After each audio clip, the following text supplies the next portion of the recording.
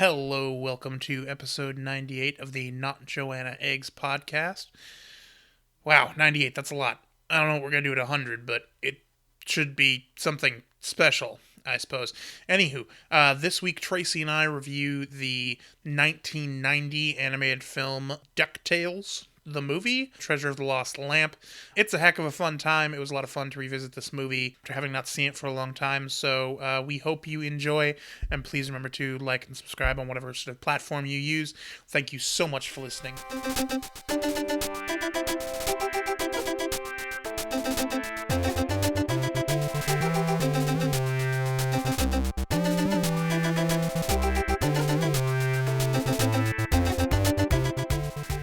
Hello, welcome to another episode of Not Joanna Eggs. I'm Robin. And I'm Tracy. This week we are talking about the 1990 animated film DuckTales, Treasure of the Lost Lamp, also known as just DuckTales the movie. Yeah, dude, I remember this movie being basically Indiana Jones for kids. And family. Okay, kids and family. But yeah, it should be noted that this was produced as part of the Disney Toon studio, which was technically both a direct-to-video and theatrical animated feature film division of the Walt Disney Company. So this is the first film that they started with DuckTales, the movie Treasure of the Lost Lamp in 1990. And then they finally wrapped up for a straight-to-DVD movie for Tinkerbell and the Legend of the Never Beast. So a lot of this movie was produced in both France, London, China, and Spain, so they were all over the place with this one. Yeah. Well, actually, an amusing tidbit is there was one American animator working during the film production in Paris. Really? Yeah, so, because he was the only one, he had to explain a lot of, like, idioms and things like that, so that they could understand what was... like American turns of phrase and everything? Yes, exactly. Yeah. Okay. And there were a lot of other, like, big-name animators, like, Sylvain Deboissy, Nicolas Marlette, and Pierre Lepaud. Okay. Yeah, I feel like a lot of them went on to work on a Goofy movie as well. I mean, that was probably. It was also a joint film between France and the United States. I want to say some parts of Australia too on that one as well. They had animators from France, Denmark, Australia, and Italy. Because I guess that this was technically the first film that was released as part of, they were planning on making some kind of like film series for a bunch of their more popular Disney's afternoon shows. Like that was including like DuckTales. There was a Chippendales one, Chippendale one that was planned, but I guess that they scrapped it just because this one, it did okay, but not nearly enough to warrant having a sequel or making any other spin-offs or versions of Disney afternoon things. So hence the Goofy movie film was completely rehashed from being about Goof Troop to just being a solo story about Goofy and Max. Yes. Yeah. But this it was a trip because I remember seeing a lot of this stuff and I'm like, oh, it's just been latent in the back of my head for years. And rewatching it on Disney Plus was just so weird to see all this stuff again. I'm like, oh, so I didn't dream that part. No, yeah, I'm like, yep, this is all here. Yeah. This is all what I remember. Yeah, let's we'll discuss the plot real fast just because it's a fairly straightforward kind of story. It is. So, basically, Scrooge finds the treasure of Kali Baba, which includes a magic lamp. That he's apparently been searching for 40 years. Yeah, so. He's been searching for the treasure for 40 years. They find the lamp, and though they lose the treasure, the one thing that they save is the lamp, which he gives to Webby, who, in cleaning it, they find out there's a genie inside. Played by Rip Taylor. Notorious character actor Rip Taylor. Yep. And antics ensue. Meanwhile, there is an old evil sorcerer who is voiced by Christopher Lloyd, just chewing as much scenery as he can get into his mouth. Yeah, and this is the first voice acting role, and he went full hog. Honestly, if we ever had a film that had him and Tim Curry going at it, I would pay good money for that. Because who could overact each other? Who would just start just obliterating all the scenery surrounding them? Yes, it was amazing. But he's an evil sorcerer who has a talisman that gives him basically infinite wishes. Infinite wishes, but when he puts it on the lamp, but also lets him transform at will, and I think also gives him eternal life, but I don't remember. Yeah. I think it's just kind of like it's sort of a MacGuffin pendant, but at the same time it does help to explain a lot of the things that Murloc can do.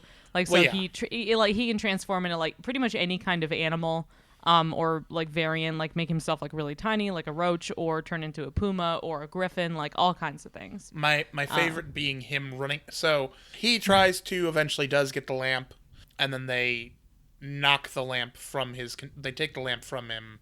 Mm-hmm. And then everything is set back to normal, and then they wish for Genie to be free and to just live out his life as a boy. Yeah, it was pretty crazy that it had another one of those like genies being freed thing, because this was 2 years before Aladdin was a thing. Yeah. But I mean, I think that might just be incidental, because these movies typically, like even for a smaller animated film, it takes at least 2, maybe 3 years for total production. And Aladdin would have been 4 years, and a lot of people are just saying like, oh, they just ripped off The Thief and the Cobbler, and I'm like, yeah, they probably did, but at the same time, I don't know. The Thief and the Cobbler was under development for 30 years. There's no way that there wouldn't have been some kind of influence there. Yeah. So well, and also like it's not as though Disney has ever been known for being super original. Yeah, no, not really. It's like we will rape and pillage the public domain as much as humanly possible. But then so whenever we can get a vaguely just original story like DuckTales, like fuck it, fine. I don't care if it's relatively low stakes compared to their other movies. Whatever, I'll take it. So that's the basic. That's sort of the like basic plot, I think. Oh, he also has a sidekick. Murloc also has a sidekick named Dijon, who is basically. No, yeah, we don't have to talk about him that much. Like, I guess he was kind of a recurring character. He was in at least 3 episodes of the TV series, which I was a bit too young to really remember watching that much of. So most of my memories are associated. The ones I have for DuckTales that doesn't include the NES game with the phenomenal soundtrack are related to this movie. Because I just kind of I knew of Dijon being there. Like, I guess he's kind of supposed to be comic relief and is like a vague Arab stereotype, but I didn't really know of that being like a thing, like the whole kleptomaniac sort of thing. Because the only real one I could think of was like like Apu, but he's West Indies anyway. So yeah, there's definitely or India rather. Definitely all those Middle Eastern characters are like weirdly just it's early 90s racism. And we also have to chalk this up to like it was still like the midst of the Gulf War, and I don't know if that it doesn't excuse it or anything, but like that could have had some kind of like parallel, be like, oh, we can just other them, we can just include them as though there's some kind of stereotype as our villains, whatever. It's just a generic side character that I get it. It's like I guess it kind of makes everything. sense with whatever location it is and everything, but the whole kleptomaniac thing, I had no idea that was a stereotype. Like, or if that is supposed to be one. Like, I don't know. Even that, just looking back on it and the weird, like, the turban thing and, like, the baggy pants and all that, I'm like, this is a little uncomfortable. Yeah, I mean, it would be Especially one thing if he was supposed to be Sikh or something, because Sikhs are known for wearing turbans most of the time.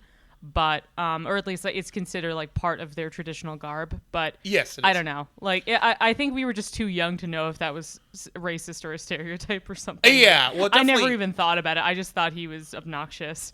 So I just thought it was weird, but definitely looking back on the scenes of him just like, yes, whatever you want, I will do it for you. And it's like, very excessively like obsequious and just kind of like trying to pocket as much stuff as possible. I'm like, even then I knew that was kind of fucked up. I was just like, what's wrong with him? But like, but I'm just like, no, it's not him specifically. It's the writers who made him. But I don't know. The one thing that I will remark on is that the very beginning of this shows that Launchpad is flying the giant plane that they usually employ for all of their adventures and stuff. I'm like, he has destroyed so many artifacts and relics and historical sites and nearly killed Mr. or Scrooge McDuck and his grandchildren or what have you, that I'm kind of surprised that Launchpad is still employed by him or hasn't been killed by like My some kind of favorite- secret police that Scrooge owns, you know? My favorite joke in there is like he says, "Is this something you learned in flight school?" And Launchpad goes, "Flight school?" And I'm like, Scrooge, I feel like this is kind of on you. Did no one vet his resume? It's like he makes enough money to be able to vet the people that he hires. He clearly did that with Mrs. Is it Mrs. Beasley? Is that it? I thought it was Beakley.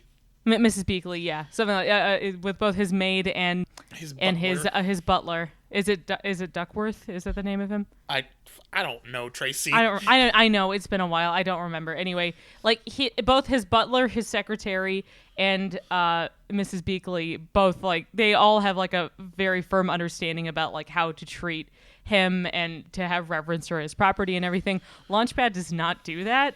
And I guess he's just coasting on his charisma and his somewhat decent looks. I don't know, because like they really upped the stupid factor for him in the new TV series, which was not shocking. But I mean, I he's don't know. just like a big himbo in the new series, isn't he? Yeah, pretty much. Well, but hey, at the very least, they gave the three boys distinctive personalities, and Webby is less of just like a stereotypical girly girl, I guess. Yes. Which I suppose is a good thing, but like I don't know. I never thought that Webby was excessively girly. I just thought she was kind of dumb.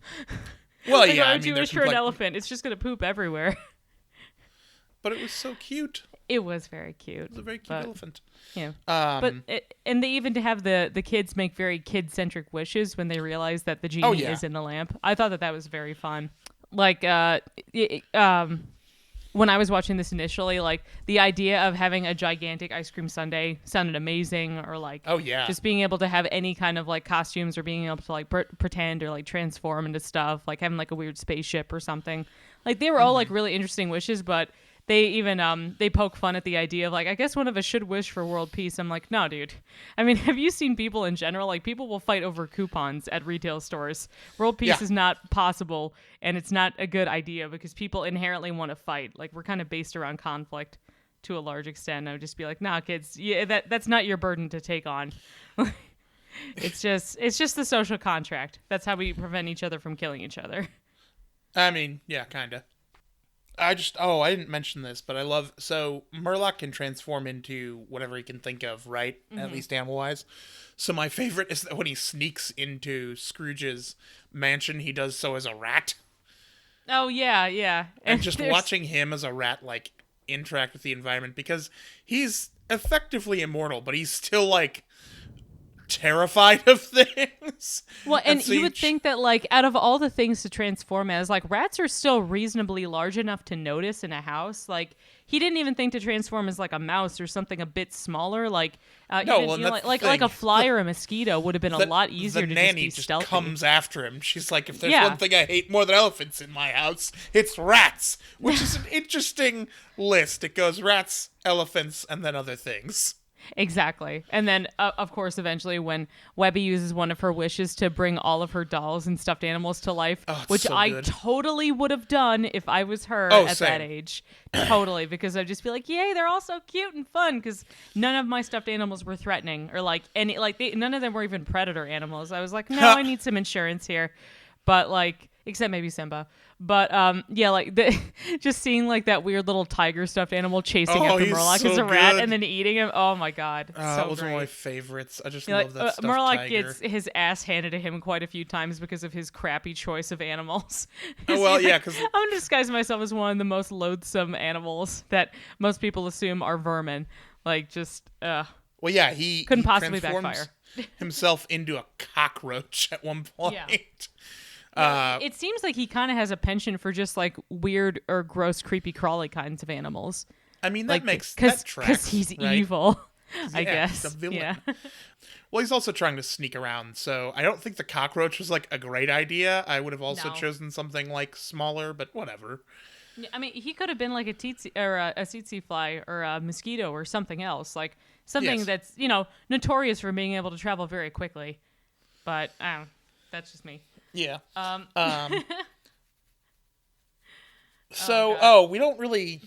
We kind of slipped over this in the plot, but it's kind of an interesting.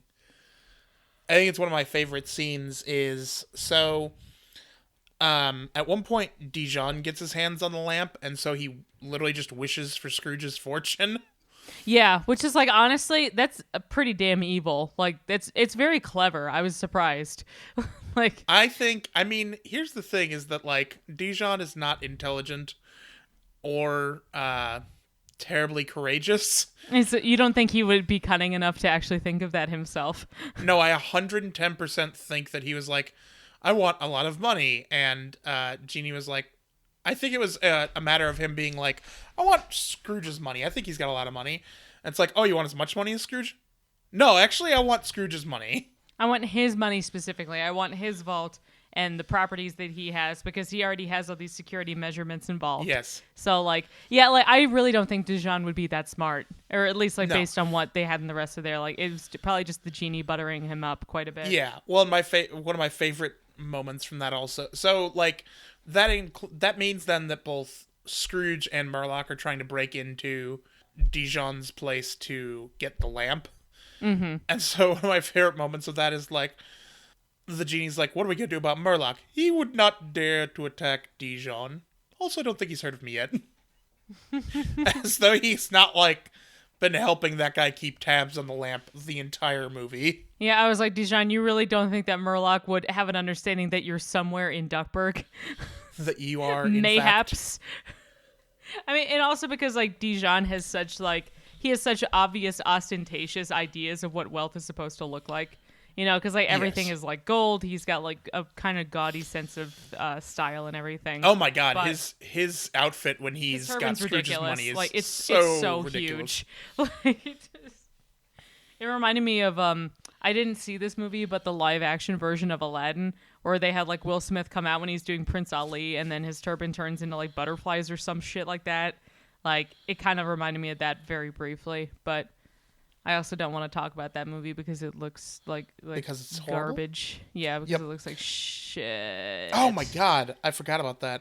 So one of my favorite gags is when so Murloc gets the lamp and he turns Scrooge's vault into his old fortress. Yeah. Oh my god. And like Murloc is just like, I wanted more evil.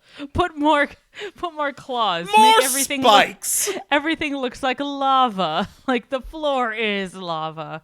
Like, or you Yeah. know, like vaguely dried up magma, and then there's like you can Yeah. see like the live magma underneath everything.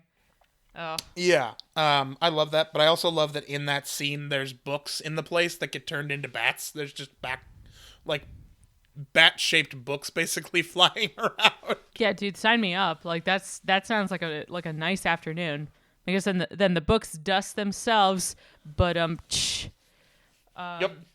And also there is this is a total aside because like after Dijon which is for Scrooge McDuck's like all of his fortune and everything, he basically just the idea of a billionaire being jailed is hilarious to me. Because that's how you know this is a fantasy film. And for kids, like, look, people are getting punished for doing bad things. I'm like, oh no, this doesn't usually happen. But wait, Scrooge wasn't a billionaire when they put him in jail. He was just a guy. So that part tracks.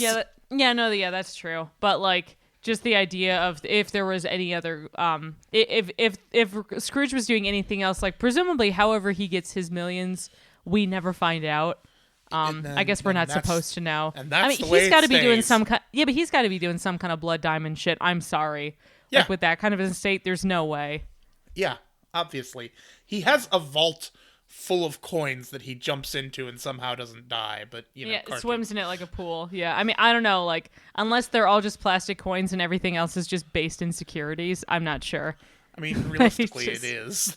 Yeah, I mean, I guess he'd have to because you can't swim in metal, as far as I know. But, well, not easily. Maybe Unless, we've unlocked is Scrooge the truth that ripped that he could be able to like just Yes. swim through coins? I don't know. Scrooge McDuck is actually a meta duck, Yeah, he's like, and he can, like, swim through metal without taking any kind of damage. I learned how to do this at Scotland Yard. like honestly, that would be the ultimate party trick, is just swimming through a bunch of coins. He does have a couple of yikes moments in this movie, though, like when Scrooge initially finds out about the genie, because Oh, yeah. I think it's Dewey has to use his last wish to wish the stuffed animals were not alive anymore. Yep. And then Scrooge sees the lamp, and then he basically just kind of, I guess he sort of like blackmails or coerces the genie into like working with him so he won't spill the beans about it because he wants to show off that he found the treasure of Kali Baba.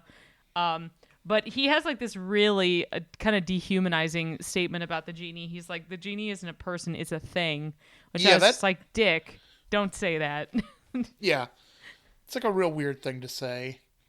Yeah. And also, at the same time, like, it's not shocking that, like, Scrooge would be out of touch with that kind of thing because, like, the genie has a very playful aspect of him that resonates so much with the kids because, like, that's the kind of stuff he goes for because Murloc just made his life a living hell and he's been having to do this kind of stuff indefinitely. And to him, Scrooge basically is no different. So, also just that... when they have that scene that takes place in the vault where they can only step on the white tiles, I was like, this is just like at a grocery store where you play don't step on the black ones, it's hot lava. Like, do you ever do that when you were a kid? Yeah, like, absolutely. You have to avoid those? Oh, yeah. Because I was like, that's exactly what I did too. Yeah. Well, I love that scene because that's also the laser scene with Murloc getting his ass the handed to him. cockroach. Yeah. And he keeps getting blasted by the lasers, so by the end of it, he's just like this fried ass bug. Yeah, and there's no reason he wouldn't have been able to like fly around them, but he chooses to like. He chooses to sit on the one guy's head. He sits on one of the kids' helmets and like while he's going through it and trying to figure out the footwork to not get electrocuted.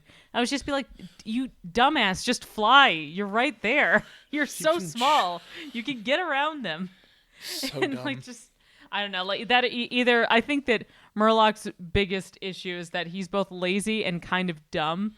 But he's conniving enough to know how to, like, fuck with people, I guess. Yeah, he's just conniving enough to get away with doing things, but he's not really, like, the big brain moves. Yeah, he's got a lot of lapses in logic about, like, why wouldn't you just do that? Like, he seems like he's smart enough to be able to know different, but they don't really play with that much. No. So. Well, so, like, thinking on the cockroach thing, another example of that is when he gets to the elevator, instead of just, turning into a person and pushing the button, he insists on trying to push the button as a cockroach. That was so dumb. I was like, stupid. Turn into a flamingo and hit it with your face or something. Like, or just turn into a person. Any number of things now. Like you could turn into a chimpanzee and hit it. Like there's using the weight of a cockroach's body to hit the elevator button is not a good idea. Like, admittedly, that button was huge because it was clearly a very old timey elevator. Yes. But at the same time, like, why would you? Stupid. He should know better than that. Like, I don't know. Conversely, I guess it plays to a lot of gags or something. But I think it's just a gag thing. But conversely, one of his better choices at the very end of the movie when he turns into that fucking griffin. The griffin that is oddly jacked for some reason. He never skips the gym. Yeah, it's like he looks like he may as well be like a borderline furry because like the abs that this griffin has is a little uncomfortable. It's a little bit of ab city. Yeah, it's a bit weird, and it's got like a weird kind of like John Waters mustache that he doesn't have. But no, but he always well, so he has that like. He has a regular like beard / mustache thing, whatever. But but a lot of it disappears whenever he transforms, except when he's a rat or a cockroach, and then it's just like his little face on top of a cockroach body. It's just so weird. But then when he becomes a griffin, then he's genuinely scary. So yeah, no, I remember watching that as a kid and being like a little spooked by that griffin. No, yeah, and that was the way that I felt when they were starting to do like the fortress transformation when Murloc gets the lamp, like seeing the staircase and like the kids like when they're trying to like make their way up to the top and then everything keeps moving. I'm like, it genuinely freaked me out. Oh yeah, like when I was a kid, I was just like, it's so creative and it's very creepy. Like they clearly put a whole lot of attention into like just the overall world building that they had. Like obviously they had a lot of references from stuff in the show, but you can really tell that they wanted to flex it on certain points, like especially when both Dijon and Murloc are occupying Scrooge's compound pretty much. Yeah. Well, I think like even from the start, just looking at it visually, they clearly put a lot of work into how the whole thing looks. Mm-hmm. I mean, don't get me wrong. Like, it's not clearly the same animation quality that you would expect to see in, like, I don't know, like Beauty and the Beast or The Lion King or Pocahontas or something like that. But it's still decent, like, relative to, like, taking some stuff that was, initially from TV animation because the budget for that is clearly so limited that's going to have like a more subdued color palette. Like they really did try. Like they wanted to give it a great sense of scale and like the colors are all really great. Oh yeah, they just pop. Yeah, absolutely. And yeah, I think overall, my only real kind of issue I had with the story is that like sometimes the pacing can be a little bit weird because there's a whole lot of back and forth.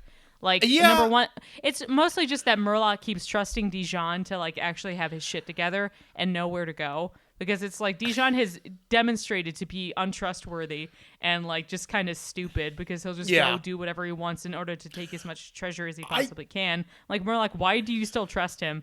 Like, it's just. Well, I think this movie, like, I think in terms of the plot, this movie kind of like delays the inevitable, which is to say, like, at some point Murloc has to get the lamp, right? Mm-hmm. And it seems to want to delay that as long as possible. Well, yeah, it's like, admittedly, the conflict itself is just kind of stemmed around that, so they have a whole lot of chase scenes and, like, set pieces, usually involving the genie and the kids. Like, whenever the kids are asking for their wishes and everything, that tends to kind of lead to more, like, extrapolating about the genie's backstory and everything. But the conflict itself is just basically that. It's between, like, Scrooge wanting to get the treasure and then Murloc trying to get the lamp back to have his all of his wishes and shit again. So that's most of the conflict, honestly.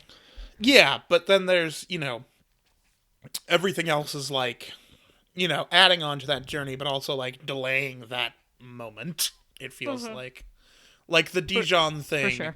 Rewatching it, I'm like, I don't hate this or anything, but it does feel like a kind of weird left turn. In the sense that, like, we all know from the beginning, pretty much, that Murloc is the villain here. I felt, to me, it seemed like what they were trying to do was just sort of stretch it out to hit, like, 70 minutes. Because this movie in itself is quite the breeze. They take a fair amount of just, like, time exploring, like, the kids and trying to get a better idea of like how they have this sort of budding friendship going on with the genie because they really empathize with him. They're just like, yeah, I could see how it could be cool to have wishes, but when they learn the extent of like how Murloc was responsible for Atlantis, I guess because I think like he wasn't invited to a party or something. Yeah, like he couldn't get reservations, so he sank the whole thing. Like how Murloc is just really just kind of a petty child, and he used the genie as like a way to facilitate all these like awful things happening. I think you mentioned like Mount Vesuvius or the fall of Rome or something like that. Oh yeah, Pompeii. Like Murloc was also responsible for that too, but he used the genie to do it. And I was just be like, Jesus, like it really just puts in perspective that like Murloc is just such an overgrown bully. Yes. But like, yeah, like I think that's what they were kind of hoping for, is that some of those set pieces involving the kids add a lot of like levity and humor, because the script is a lot tighter than I remember it being. Because I did still remember a lot of the jokes that they had, but they definitely played up the whole thing of like Rip Taylor being the genie as like this very kind of broad, silly kind of character that also had his own catchphrase, which I didn't quite get, but whatever. Yeah, I didn't super love that in retrospect. No, not really. I wasn't the biggest fan, but I guess it exists for a reason somehow. Yeah. Well, my favorite thing about him as a kid is, because it just looks goofy, is unlike the other kids, he has like fully fleshed out eyes and eyebrows. Yeah, so he can actually emote a lot more than they can, because otherwise a lot of their personalities are just sort of the exact same thing. Yeah, but he has these eyebrows that are like big and bushy and gray, so he looks like a tiny old man. Yeah, but like I think that they also just did that to reference Rip Taylor himself, because if you've ever looked up pictures of him before, he's got a very... The man's got a look, and and I get the impression that that's kind of like how they were trying to directly reference him in it. Like how sometimes they would do that with a lot of Disney animation things, like the voice actor for Jafar in Aladdin, they took his eyebrows or whatever and like kind of like his eye style and everything, and then incorporated that into Jafar's design. Stuff like that. Sure. I got the impression that's kind of what they were doing anyway, but I felt so bad for poor Mrs. Beakley. She was just so... It's like basically the entire like house was kind of like gaslighting her, and she was just like going freaking crazy, even though everything she was seeing was happening. And then also Scrooge's long-suffering assistant, who's trying to like attempt to cheer him up, and he's just like pouting because he didn't get the pillaged treasure that he wanted to steal and take back with him. Like, I don't know why, but I always just felt really bad for his secretary because she seemed like a nice lady, and he's just being a dick all the time to her. Oh, yeah. Just sucks. But yeah, like, Scrooge is a lot more of a badass, and I remember him being like, to his credit, he does a lot of, like he does his own stunts, and he's not afraid to like, make sure that he goes after his after his grandkids, and make sure that they're safe and everything, which was cool because they haven't done that a lot, or at least in some of the episodes. It didn't seem like he was still looking out for them, but they really do play up how badass he is by like facing off against Murloc and just being like, no, fuck you, dude. Yeah, well, I don't remember that being a thing in the show, but I know in the new show they kind of like make a point that Scrooge McDuck used to be this sort of like Indiana Jones type character, and that's how he made his money or something. Yeah, but like essentially like him basically being a professional grave robber, essentially. Like just like taking kind of like stolen treasure at the very least is kind of the impression I got from the fact that, or at least in the movie. Definitely in the movie. It's like they make it a point of saying like, oh, these are all just a bunch of like rich assholes that just like go through and like pillage and take treasures from historical sites, which totally did feel on brand for that version of Scrooge. Oh, the yeah, newer absolutely. season, not as much. So yeah. So how about out? I did want to mention one more thing, which is we did not mention the giant friggin' scorpions. Oh Jesus! Yeah, I totally forgot about like those weird crab scorpions at the beginning. Yeah, those are so terrifying, but also outstanding. I love them so much. Yeah, I thought they were like legit really cool because like they look like crabs, but they're as effective as scorpions, and they will f you up. And they had to escape them by using that little I guess they converted this basket that was used for storing treasure into a raft. Yeah, so that just was pretty clever. Massive basket for treasure. Yeah. They just use as a shell and then as a raft. Yeah, and I'm like, I like that it's very clever. Like a lot of the writing in this is very smart, like surprisingly. Well, see, and that's why you have Launchpad, because he's big and he can carry that thing and also knock the scorpions around with it. So Launchpad does have he does have a reason to exist in this film. He's not just Funky Kong. Like, he's just there. No, yeah, listen, you need a himbo around to do strong himbo things. That's fine. It's okay. He's nice eye candy. I get it. Yeah. He can do something. I mean, look he at can that lift some stuff. Look at that chin. Yeah, like, just look at it. Just nice, strong beak. Yeah, exactly. But, that's most of it. I was just kind of surprised at how it was still intriguing because I still didn't quite remember all the plot, and I was just like, I was genuinely really having a good time revisiting this one because I remember loving it, and I'm just like, yeah, this actually does hold up pretty decently. Eventually Scrooge does do the right thing, and he's like, you know what, slavery isn't okay and lets the genie go, which was nice. I'm glad that Disney finally took that approach at least twice in films to say that slavery is wrong. It is nice. At least twice, and they're both genies, but maybe just genies. Sucks. Oh well. But neither of us are ever going to work for Disney, so I guess it doesn't matter. Yep. Oh, I knew that wouldn't happen. But I guess that's all I've got for closing thoughts as well. Shall we do our handles? Yeah. All right. Where can they find you, Robin? As always, you can find me at lobster_writer on Twitter and Lobster Writer on Instagram. What about you, Trace? Thanks. They can find me via Twitter and Instagram via @TCTroush. You can also find our show website, notjoannaeggs.tumblr.com. If it's easier for you to watch or listen to these things rather on YouTube, you can also look for us on there too. Just type in Not Joanna Eggs Podcast and you should see our little logo thing pop up for the channel page. And then all of our episodes are automatically uploaded onto there as well. But yeah, I guess that's pretty much all I've got. So yeah, thanks so much for listening, guys. And like if you only have the Disney Plus trial for one thing, make it this, maybe The Mandalorian, and also maybe The Simpsons. Except definitely at least, The Mandalorian. Yeah, and also at least hopefully once they fix the whole cropping issue that was going on with The Simpsons, which I guess that they are actually doing something about it. It just is nice to re-upload have the them all episodes on without there. them being fucking cropped. I don't Yeah. know.